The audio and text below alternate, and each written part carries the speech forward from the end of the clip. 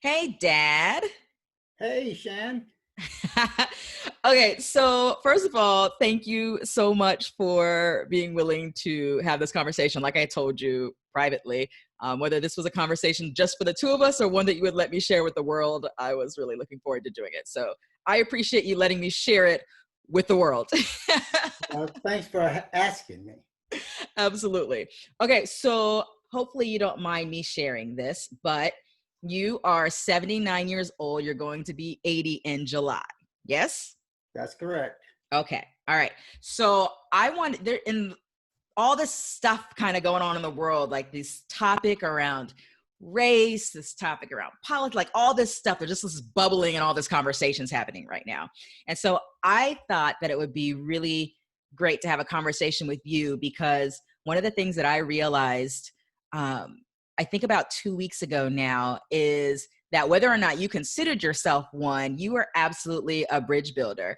And one of the things that's been a kind of ongoing conversation in the body of Christ is around this whole idea of reconciliation and oneness in the body of Christ, crossing all the things that the world tends to use to divide, right? Right.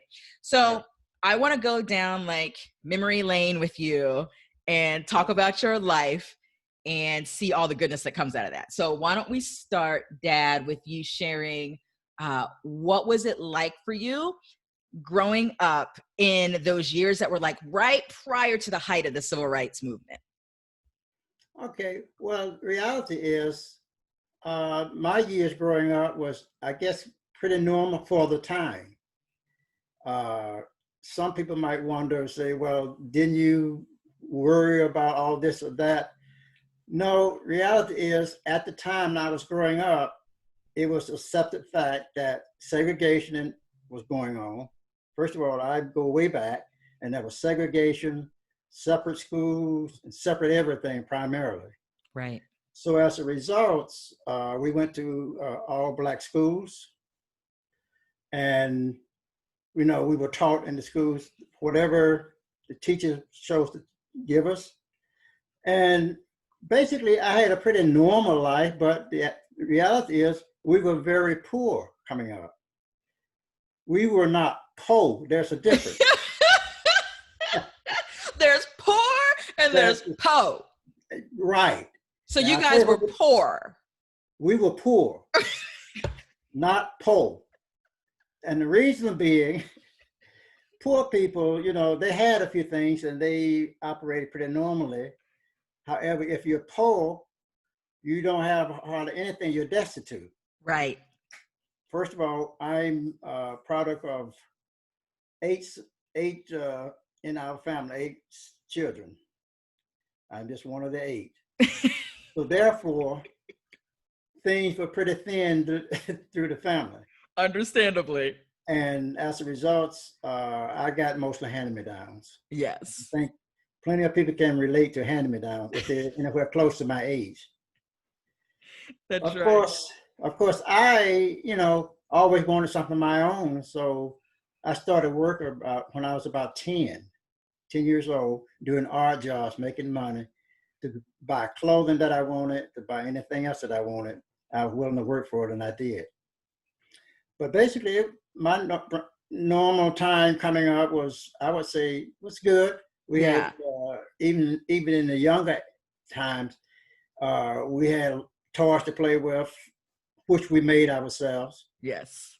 And so I had a normal childhood based on the situation and circumstances where we were. Okay, but I have to ask about that. So you were living in the midst of the reality of segregation. So how often did you even come across just in your everyday? Were you just like always surrounded by black people? Like when did you encounter white people? Okay. Actually, I encountered white people when I was very young. My parents worked for white people, number one, and I went to work with my parents sometime. I would go, and me and the white kids played together, Okay. plus the neighbors next door to them. Yes. So I grew up playing with both white and black kids. Okay.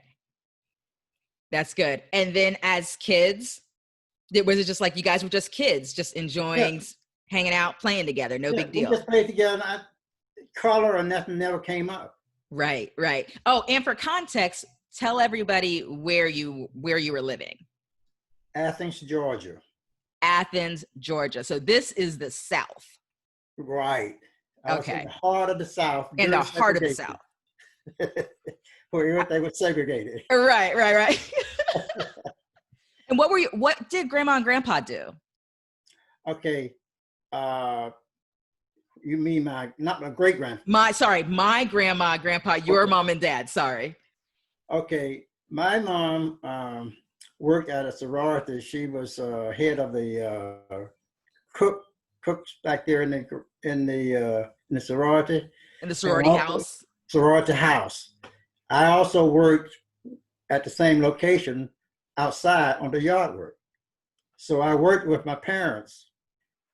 And I also worked with my dad, who was a chef. But at the time, they called him cooks, and they didn't want to elevate what he was as far as giving him a title that was right. appropriate for him. Yes. And I also worked at his location, which was a restaurant downtown. And so I encountered being in mixed company as I was growing up, based on work activities. And I also worked for an individual, I won't call his name, but he taught me a lot about building, because I helped him build an apartment. This was before I got out of high school, build an entire apartment from ground up. Oh, wow. Yeah, we both worked together as a team, he and I. So and that was a white man. Yep. Old gentleman, very nice gentleman. And everything was great. And that's cool. I learned a lot. Usually around the white people, I wanted to learn and know what was going on. So I learned everything possible I could from them. Right. Right. And you're going to find out that's the key to why I wanted to, steer you guys in a certain direction. Oh, I can't wait to hear this. Okay. All right. So very interesting. All right. So then when I think about the height of civil rights movement and stuff like that, the time that like everybody knows about was when the famous I Have a Dream speech took place, on Washington with Dr. Martin Luther King Jr. And you were 23 at that time. Mm-hmm. So what was going on in your life at that time? I was in the Army. I had just gone into basic training. In fact, I went in basic training in August, and this happened in August. So I had just been in about 2 weeks when that march took place. And so I was in the military. So my whole life was completely military for that time. How long were you in the military for? Because I can't remember. For 2 years that I was in it, from 63 to 65. Okay. And the military was completely integrated, right? There was no segregation in military, right? It was integrated. But see, you got to realize that I didn't have any intention of going in the military. However, you had to sign up for the draft when you were 16 years old. It was mandatory draft at the time. So therefore, they had your name and they call you when they got ready for you. So in the meantime, after high school, I went to college, as you know. Right. And I had to get a couple of deferments during that time. That was from 59 to 63. So after I got out of college, I was drafted right on into the military. Okay. Well, I did work during that summer. Mm-hmm. Yeah. At that time, because you went to Tuskegee Institute, which is a historically Black college. Yeah. At the time that you went to college, were historically Black colleges the only colleges that you had a choice to go to, or you could have gone wherever? Yes. That was your only choice? Yeah. Okay. I didn't have any choice. I had to go to the historical Black colleges. Now, it was back that time that I started to realize the inequities that was in society, because growing up, I went to all Black school all the way, but there was a high school within my sight. I could walk to it, but I could not go to it. So then I started realizing something's wrong with this picture. Why should I have to go over here and, you know, go to a separate school. But that's the way it was. And there was nothing I could do about it. Right. You have a good experience at Tuskegee Institute? Oh yeah, fantastic experience. I recommend it for anybody. That's right. Now called Tuskegee University. University. Yes, has a very, very rich history. Yep. And that's where you met Mom. Yes, I sure did. That's where I met my beloved wife. Yes. Okay, so, all right. So you were in the military around the time of the I Have a Dream speech. So you weren't in the midst of, you weren't in the streets, you weren't in the midst of protests, you weren't in the midst of any of that stuff. No, I wasn't. Were you having conversations with people around you about this stuff? Like, was this the topic in the military, or you guys were just like, listen, we've got things to do here in the military, and that's just that? Pretty much, military kept on target in terms of what they had. The date that this, when this happened, it was brought up every now and then, but not too much. We kept to military stuff. But I was in basic training, remember, and they had a plan that they were going with, and that's what you did. You kept your mind focused on that. Yes. Yeah, that's cool. So after it's legally, now we're to the point where it's like, it's not legal. We're doing integration now. It's not legal to have people separated like that anymore. I guess for you, the transition probably wasn't that hard because you'd grown up already in the company of people that didn't look like you, and even learning from people who didn't look like you and having good relationships with children who didn't look like you. Yeah. Or am I wrong? That's about it. Okay. That's about it. I mean, transitioning, well, at that time, everybody was just another person to me. It didn't, I didn't look at color. I look at, as Martin Luther King would say, the content of their character. Yeah, character. And that's, I treated everybody individually the way they treated me. So like, don't give me any problems, I won't give you any problems. That's right. That is where I was. Okay. All right. So let's transition, because so when you graduated, you did military, all of that stuff, you get married to Mom, and you guys moved out to California. Yeah. Well, let me say how that happened. Okay. I married your mom just before I went into the military. Mm-hmm. And when I got out of the military, I got out in Oakland, California, and moved down to Los Angeles. And then Mom came out and joined me from there. Okay. And then when you were in LA, you worked for the Urban League. That's one of the jobs. Okay. Yeah. Didn't you tell me a few years ago that at some point, like, it might have been a super brief conversation, but like, you actually spoke to Dr. Martin Luther King Jr. at one moment, or heard his voice on the phone or something like that? Yeah, I did. Tell me about that. Okay. I guess I was in about 10th grade, and Martin Luther King came to Athens and spoke at one of the churches there. And the church was in walking distance from the house. I had heard about him. So when he came, I wanted to find out more about him. So I went to listen to the speech and everything. And after he finished speaking, I went up and talked to him afterwards to ask him what was he trying to accomplish through what he was doing. And he explained more about what was going on. So that's when my eyes was open about, what was the racial inequalities and all that. Until then, I was just, happy-go-lucky kid doing what you got to do at the time. Because you said you were in the 10th grade? I think about the 10th or 10th. Yeah, so you're just like 16, 17 years old at the time. Yeah. Interesting. So it wasn't until, so you didn't even really have a real sense around of inequality, the depth of inequality at that time. No, that's the way it was at the time. And so it was deceptive and right? worth it, So sometimes ignorance is not bliss. Oh man. But okay. It did prevent me from being unhappy and angry. So hey, that was a good part about it too. Yeah. Did you actually have, like, what were some of the moments that you had in your life? I don't know what time of life it could have been, where you may have had an issue of discrimination or of being treated as less than or whatever as it relates to simply your skin color? That was pretty much all through life. It just depended on where you were at the time and what was going on. Now, you know, the discrimination, let me put it this way.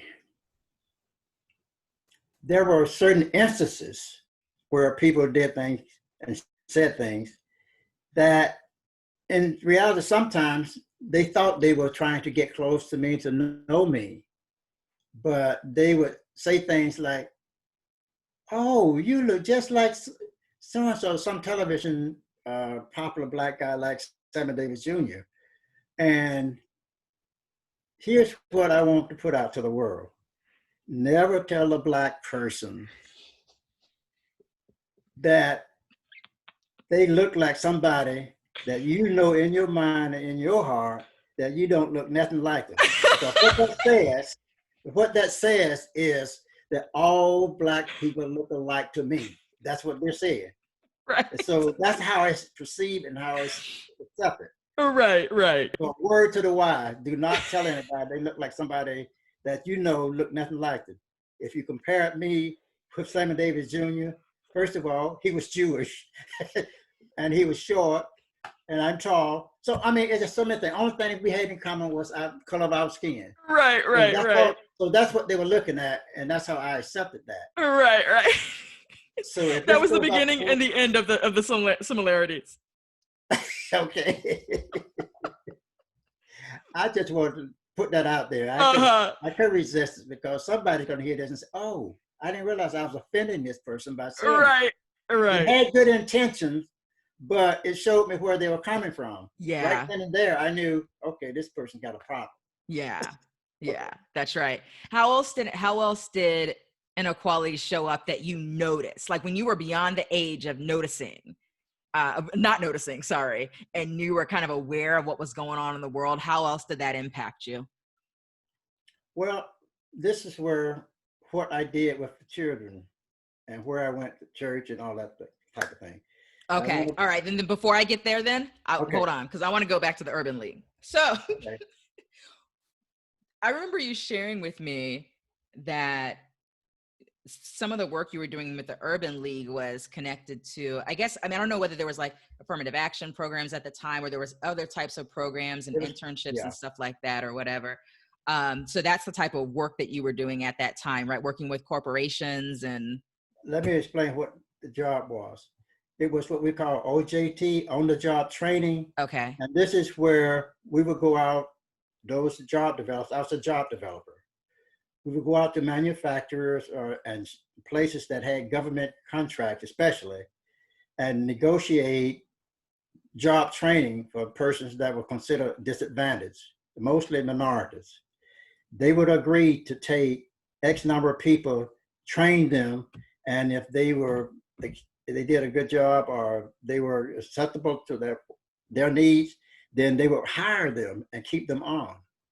So that's what it was. Now, during that time, it was a time when I made some big mistakes myself in terms of my thinking, because it was a time at that time where the job entailed going in as a nice, quiet person and talk to them. But if the person didn't, then I get riled up and go into my little act and tell them if they didn't do it, I would see that they will get shut down because it was against the law in that kind, because they had government contracts. Right. So I developed into a character that I didn't even recognize, honestly. And this is sort of a testimony. At that time, early in the game, I had said, well, I had turned my back on God and said I didn't need him. So I think God just let me go and see what would happen. So what happened is I turned into a person that I didn't even recognize myself.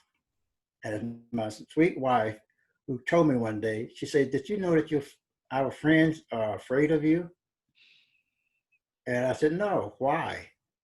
She said, well, you just cut, especially the lady, you just cut them to shreds when they come up with these things you were not, I would say, you weren't easy on them. You just cut them to shreds and think Right. nothing about it. Right. And my profanity had gone out of the park.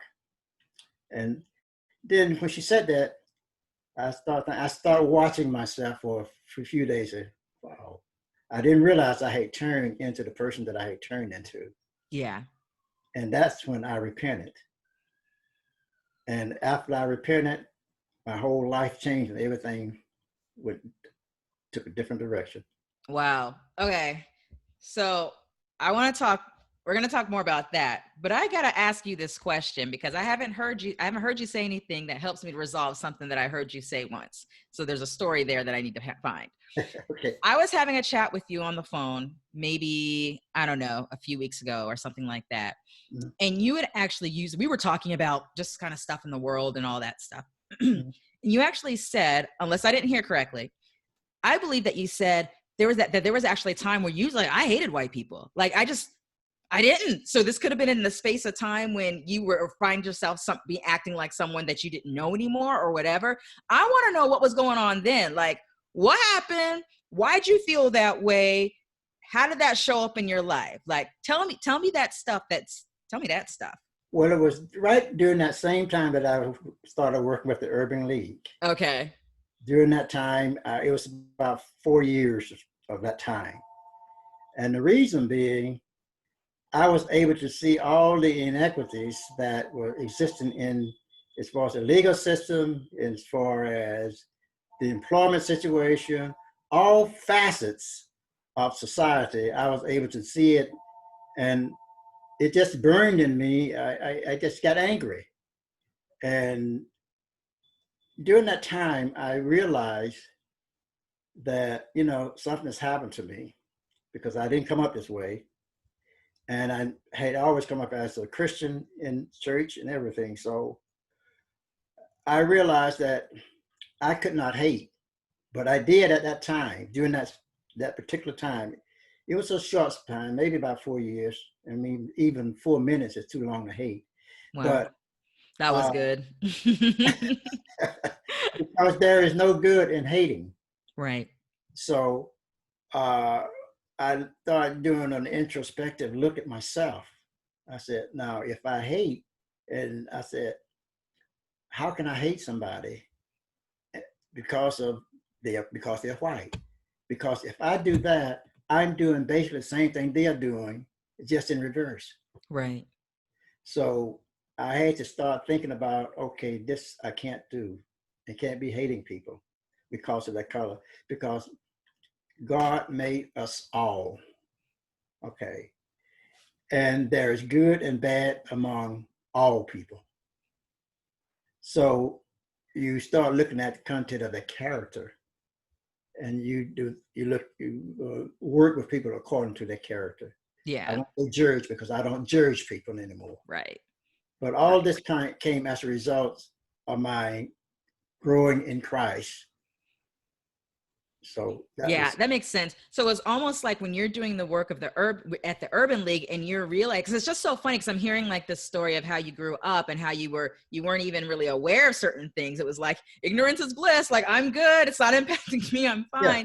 Then starting to see some inequities, but then you also are still kind of living life along, with other people or whatever, military, that type of thing or whatever. But it was almost like at the time that you got a more in-depth look at what the inequalities looks like and what structurally was going on and systemically going on. It's like it was at that point that your anger rises up, and then you're mad at the population, right? The population, as opposed to just the problem. Right. You nailed it.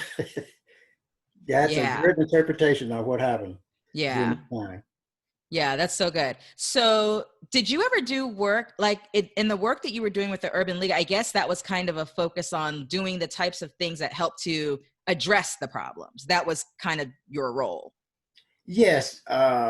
See, the Urban League's primary function at that time was to help the community, primarily the minority community. And they were the more quieter ones. But there was also another facet going on during that time. There was Malcolm X and his philosophy, Yep. and there was the Black Panthers Yes. and their way. Yes. Our office was just up the street from the Panthers. Okay. So I got involved to an extent that, I was in the mix of all that, both good, I say, quiet and rowdy. So you were in the midst of those who are operating under the mindset of Malcolm and those who are operating under the mindset and leadership of Martin. Yep. Okay. But something that Martin said when we were talking, he said that there were a number of ways you can be effective in your community and doing things. Some is outward, and then there's quietly behind the scenes work, things that you can do to effect or bring about change. And so eventually I chose behind the scenes to bring about change. Right. Going to the Urban League, working with the Urban League, helping out the kids or people that were disadvantaged. And then this is almost where you guys come in. Yes. Yes, that's right. Because, okay, so then you guys moved to, my oldest sister, Sandra, is born. You guys are still in California, but then you moved to Florida. Right. Which was, what year did you move to Florida? Like 1970? 71, about 71. Okay. And you guys were in Orlando. Orlando, yeah. Now, okay. So I got to ask this question. This is something you had alluded to before, so now I want to talk about it. Okay. You were very specific. You made intentional decisions to raise us in communities where we were often, I don't know what it was like in Orlando because I was born in 77. Yeah. But at least my recollection is you're very intentional about us living in neighborhoods where sometimes, I don't even remember another Black family on our street in Jacksonville. If there was, I can't remember who they are. There wasn't. There wasn't. Okay. All right. Very good. At church, if there was another Black family at the church that we went to in Jacksonville, I couldn't tell you who they were. I don't recall any. I recall one or two in South Florida, and they were Caribbean and not American. Right. Okay. So you specifically chose, because we choose the neighborhoods in which we live and we choose the churches in which we attend. So you intentionally chose that for our family. And I'm curious to know why. Okay. It was twofold. Number one was that I wanted you guys to come up with the same opportunity that every child has, regardless of color. And I know the only way for you guys to get it was to be in the midst of it. You get all the opportunities that all the white kids would get. Because of you living in a certain area, then you could go to that school or whatever. You get the same education, etc. So that was one of the reasons. Secondly, there was a great inequity in terms of utilities and other things that were in the Black neighborhood. The utilities were much higher. In other words, there was discrimination in such a way that it was affecting the Black community adversely. Right. So my thing is, if I jump in the middle of them or be in the midst of them, then they would have to treat the whole community the same way. So we would be treated the same way as others. So it's just a matter of maneuverability in that case. Right. Now that's neighborhood. What about church? Okay, church-wise, this was an opportunity for us to show them that we were no different from anyone else, that we were just human beings. We were, we're a human being that happen to have dark skin. That's basically what I was trying to show them, and that we had the same abilities as anyone else. And so I also sort of felt that this is what God wanted me to do. So he was using me and us now, that's where you guys come in, to show them that, we're all human and that we're no different from them. And I got to know so many people that, like I said, we were in the Mr. White congregation, and there are those that were prejudiced, and there are those, I didn't run into it personally, but I know that it went on in that church because when we first went there was some opposition to it. But the minister stood up for it. And as you know, we stayed. Now, but something happened while I was there. God elevated me up to the highest leadership position that you could be in, and that is an elder in a white church. So God put us up front so that we could be seen and heard, and then hopefully out of that, people will have a greater respect for the Black persons, or at least understand more. Right. Because there were those who said, "You guys don't act like Black folks." I hate that to say. I hate that to say. I said, "Oh, well, what's that? What does that look like? What does that look like? I don't know." And so I was able to train and teach and be an example while I was there. You took that role on with gladness. Like, you weren't ever agitated or even angry or offended or anything in the midst of all of this? God took away all the anger, and as a result, I ran into some very nice people. Of course. Who happen to be white. Yes. I can give you an example. I can call a name, but I don't know if that would be good for me to do over the internet. But they were the nicest people you ever want to meet. Yeah. They were real Christians. Yes. So I had some very good times there in Jacksonville with the group, with that church. Yes, I have all good memories there. And so we had some good memories. We were singing in the choir. Yep. And we were just doing, and I was in all kind of leadership positions doing things. And so that just further amplified my reason not to hate people, white people especially. Right. Not to hate anyone. Mm-hmm. But the reality is, it was a transition when we started the church. God just built on that. And as you know, I taught Sunday school forever. And when you're teaching, you're also learning. And as a result, my whole perspective changed. Yeah, that's good. So then we moved so that's like growing up, those are the years, my early years, which is in Jacksonville. Well, born in Orlando. I think I was 3 when we moved. So I have no memories from Orlando. We moved to Jacksonville. That's what we were just talking about, and just kind of how we engaged in our church community in our local neighborhoods or whatever in elementary school for me.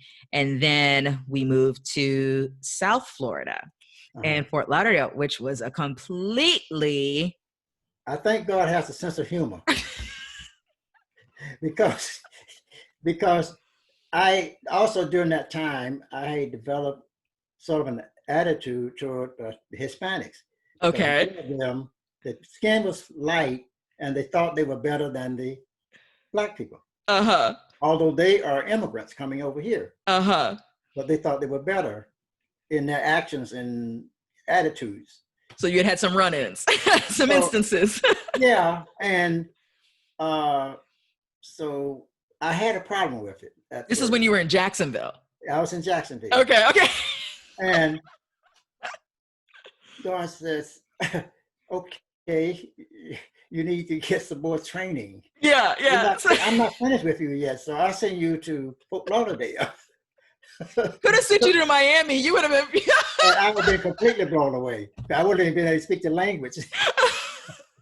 And in that process, though, I learned to love Hispanics just like I love anybody else. Yes. There are a lot of nice, beautiful Hispanics. Yes. I worked with one that was in the office when I went down to Fort Lauderdale. The lady was the I guess she was next to the district manager. She was district manager's secretary or whatever. She was Hispanic. Yeah. So I was dealing with people, Hispanic people down there. And in Yes. fact, uh, I couldn't go anywhere without running into Hispanic people because you know how from Fort Lauderdale on down, Yep. it's Very pretty much diverse. Hispanics all the way. Yep. Yeah. So Yeah. So I God's got like, you know what? There's still a little area in your heart with a yeah, group of folks. We gonna work on that too. yeah. So there was still an area I needed working on. Yes. So Oh, that's so good. I thought about that.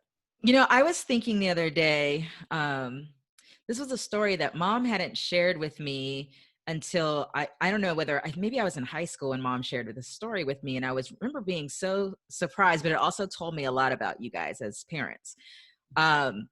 When I was in the second grade, I had a friend who had a birthday party, and her parents were members of some kind of club, which apparently had, and this is in the 80s, had Yeah. some kind of exclusivity thing. Like they literally had to get permission for me to be there at the birthday party.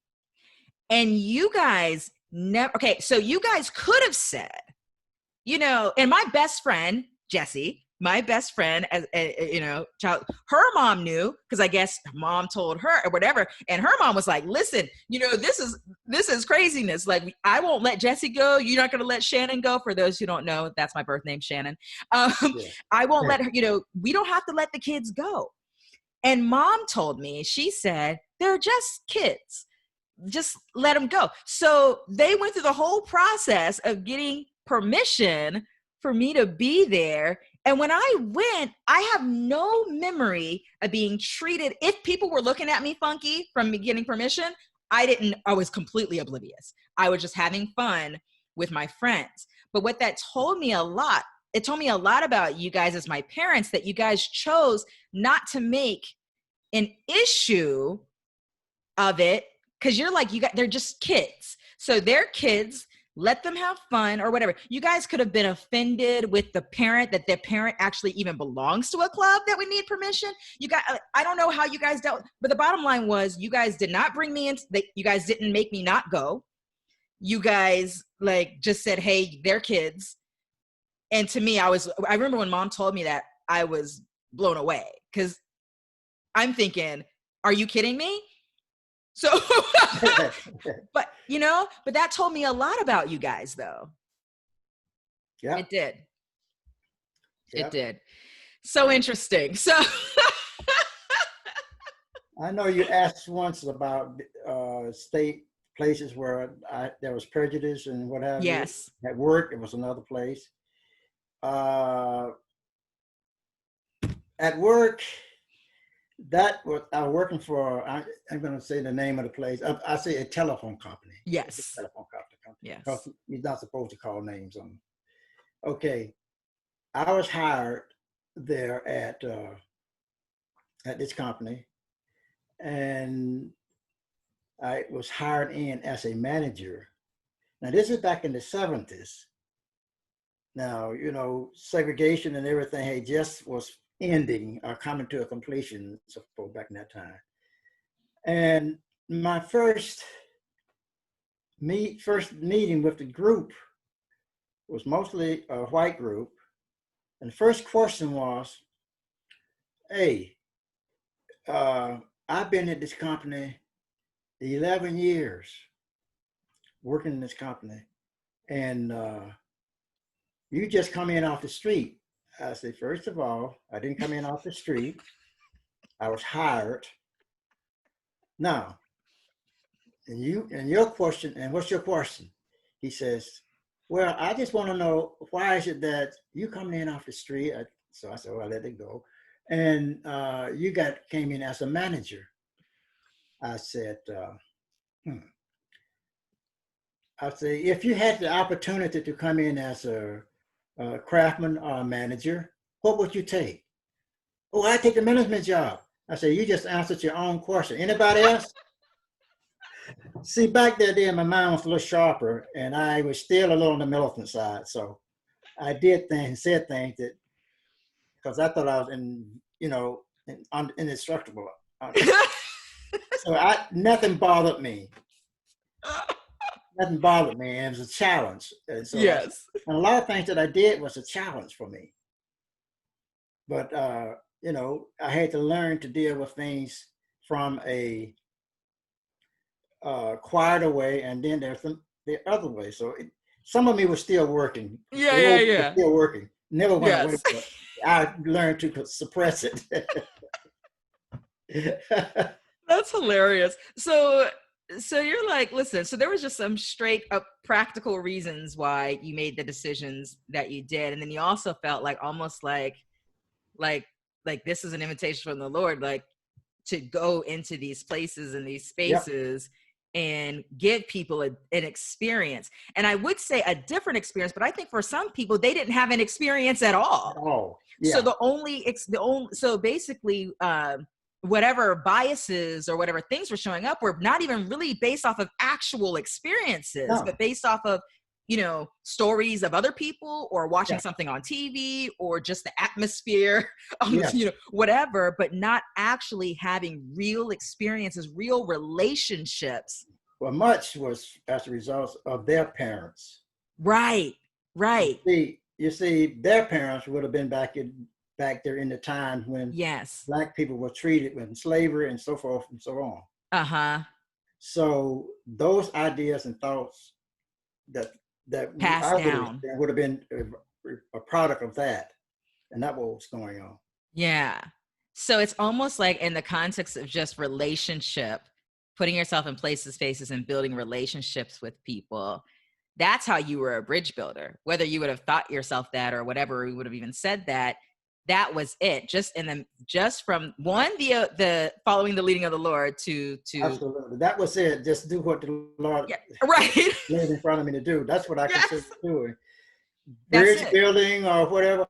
I never thought about it that way. Right. Until I look back on it, and I said, you know, the Lord has put me in these places for a reason. To do this or that. Or Yes. to do this or that. That's right. Like I'm telling you, it hit me like a big old boulder. I was in my car and it just like hit me and was like, wow, I never thought of my dad as a bridge builder, but essentially that's what he was. And it makes perfect sense to me that you just like, look, I'm following what God's giving me to do. And I'm like, that's what I'm doing, you know, just following what God's given me to do, you know, Yeah. and just being open to relationships and allowing relationship to kind of work some stuff out. You know, in the context of that. And then also just being willing to be intentional around building bridges and not choosing to take offense. Let me say this. I am very proud of each of my daughters, our daughters, because a lot of stuff and things that I went through and did, you guys went right along with me and you didn't give me a lot of static.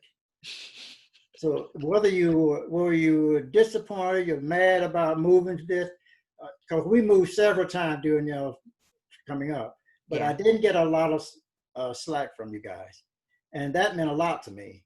But anything that I was doing it for the purpose of getting you guys where I wanted you to be educated.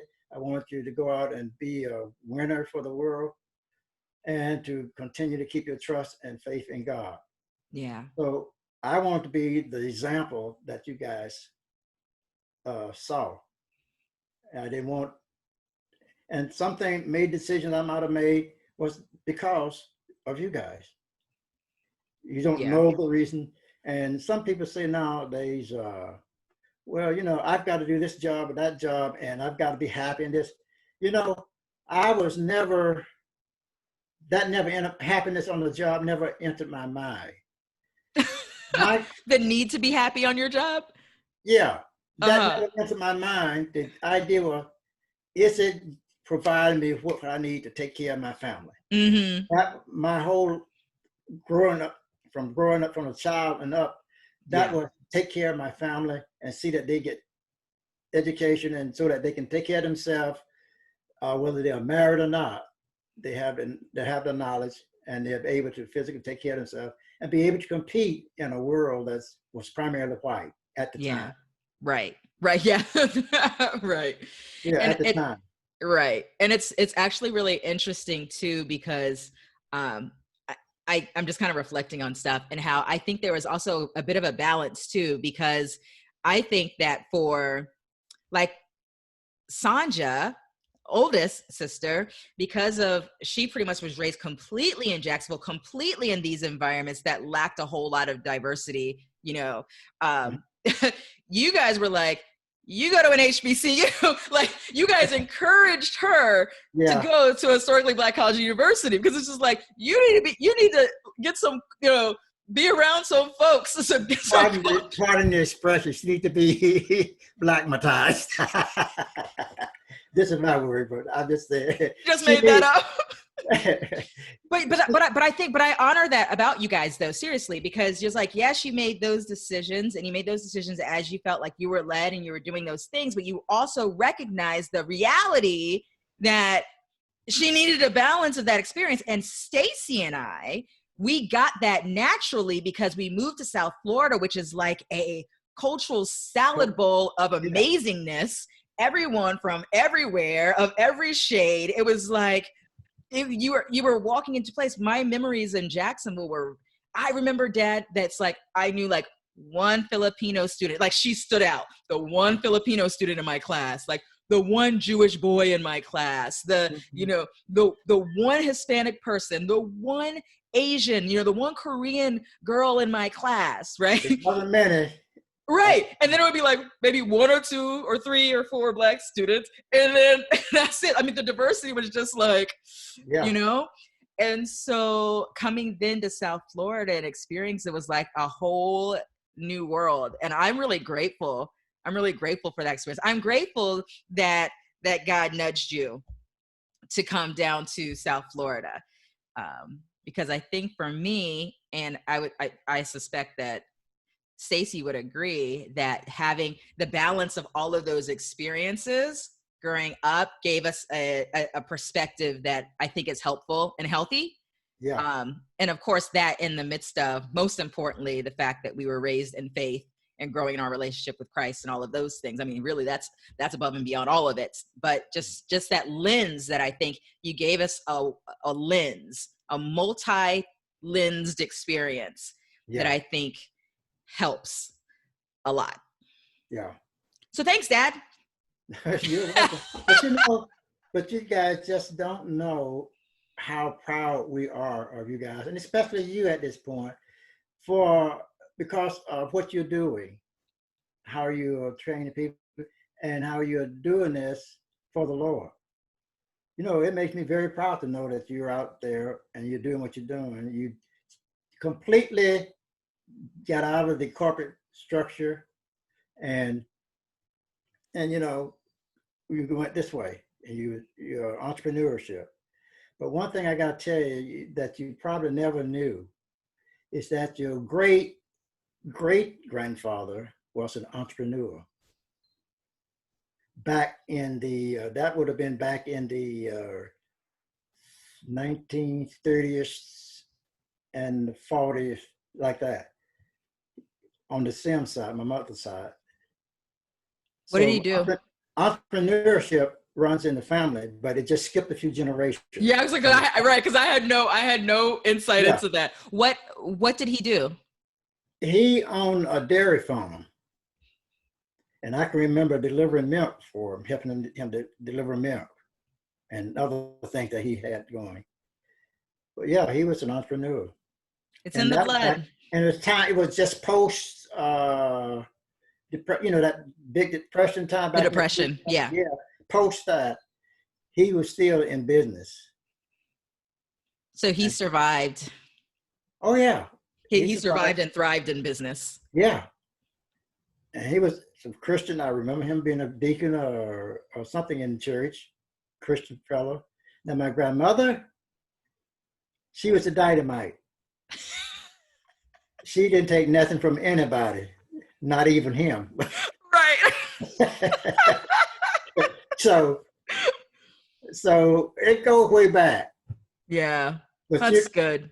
and even I don't know if I ever pointed out to you, but upstairs here at the house, on the wall up there is a picture of my great grandmother. I can see the picture in my mind. Yes. Yeah. So I have a picture of them. And so Yes. that wall, that wall and all that stuff upstairs and that area up there Yes. is family history. So I didn't realize that those pictures I saw, that was who you were just referring to. That's Yeah. My great great. Yeah. My great great grandmother Mm-hmm. and great great grandfather, Mm-hmm. the dairy farm owner. Yep. And his wife who took no crap. That's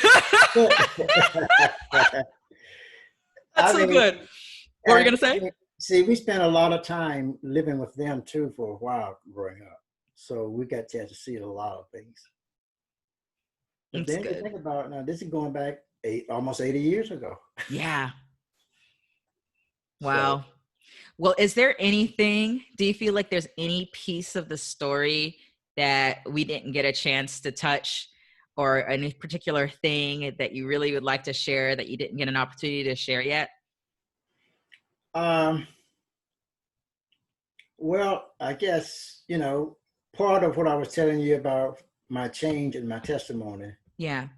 uh, that was the beginning of a change, because I can tell you that putting my trust in God and repenting and accepting Jesus in my life made a vast transition.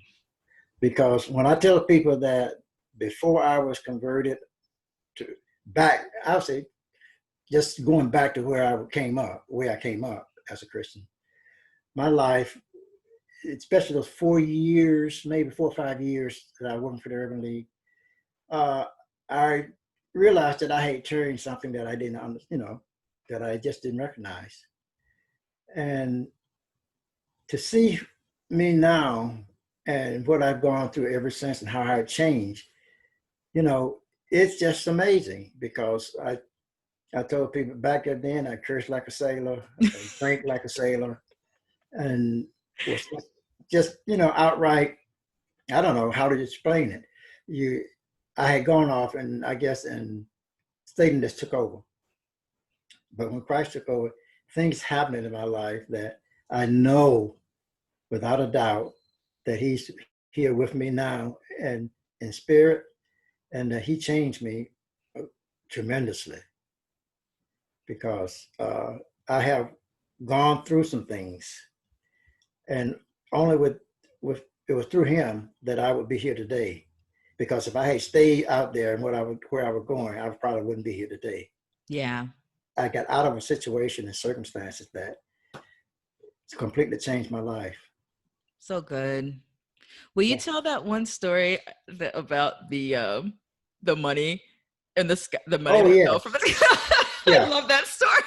Okay. What happened, at the time, this was when things had gotten real tight financially, for me. And I gave my last dollars to you guys for your lunch at the school during the week.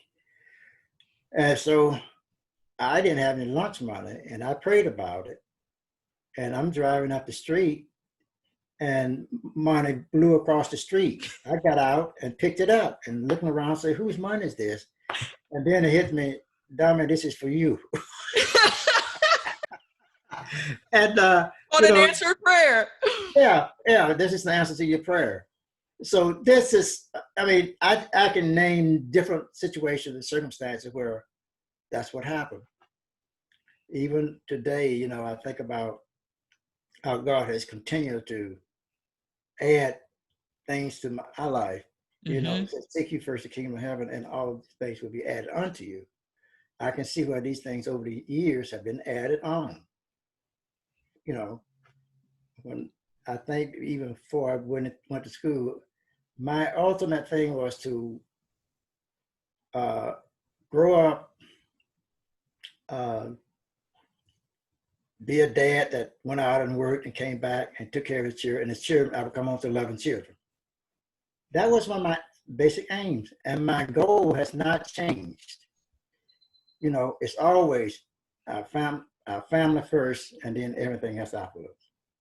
And that's the way I've always thought. But anybody can tell you that wherever I've been, if you ask them the one word that I need for them to remember, and that word is focus. I knew you were going to say that. See, you know it. You know it. That's right. I said, I have, before a week or two ago, I would have said the legacy of my father in my life is a focus on faith, family, and focus. Now it is faith, family, focus, and bridge building. It messes up the F alliteration, but yeah. But you know, had to add on. Nothing stayed the same. You got to chop some change. You know, right? We've got to keep growing, right? Right. Keep expanding. Oh, this has been so good, Daddy. Thank you so much for sharing. I appreciate you and love you. And thanks for having me. It's been fun. I enjoyed this. And I especially like the idea that you thought that your dad has a story to tell. Out of all the people you've interviewed and talked with and places you've gone and everything, it comes to you that, you know, your dad is a walking testimony. You most certainly are. And I've enjoyed hearing the stories over the years. And I'm super grateful that now I get to share them with everybody else. So thanks. I hope I haven't said anything to offend your congregation. My congregation? Not the congregation, but your group. Right. No, I don't think so, Dad. I don't think so, Dad. Yeah. But rest assuredly, the hate that I had once before is gone. So you can. It is no more. So, you know, it's gone. So there's nothing such thing as hate, because, you know, if you hate, one of the things you got to consider, if you're hating someone or you're angry, you can't have love and anger at the same time. And if you look back, you can't look forward. You can't look backwards and forward all at the same time. So you got to live in the now and take it one day at a time. Look at people for who they are individually, not as a group, because God made every one of us different. As sure as there are different stars in the sky, each one of us is different. God's own special person. So we need to make sure that we think of ourselves in terms of how God sees us, and you need to think about others the same way that God sees them, as individuals, and you need to do all you can to help your neighbor and love them as yourself. Okay. Amen. That's a good ending point, Dad. Love you. Love you too, baby. Keep on keeping on. I will. Don't lose your focus. Don't lose my focus. Focus on Jesus. I won't. Follow him.